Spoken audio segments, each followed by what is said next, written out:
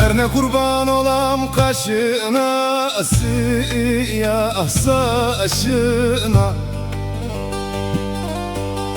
Hele kurban olam o yorgun gülüşüne, bülbül ilacı.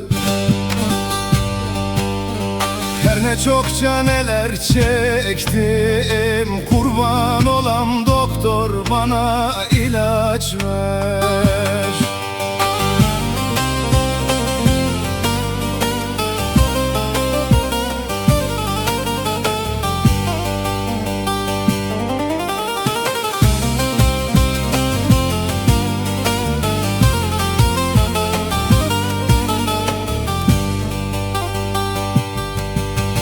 Her ne kurban olam hem o senin derdine, her ne kurban olam senin derdine. Her bu yaranın ilacı, nerede derman kaldı bizde?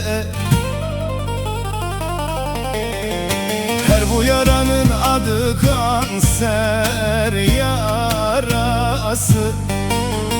Hele kurban olam senin yarana, kurban olam hem o senin derdine.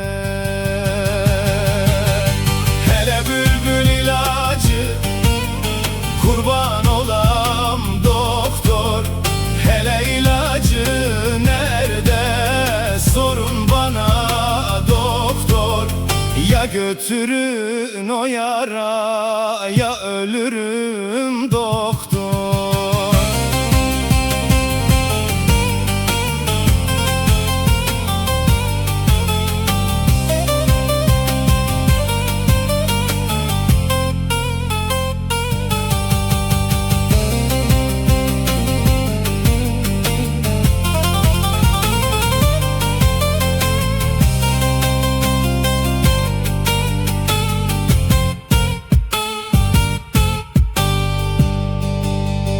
Her ne yalan dünya, bıktım usandım oy senin derdinden.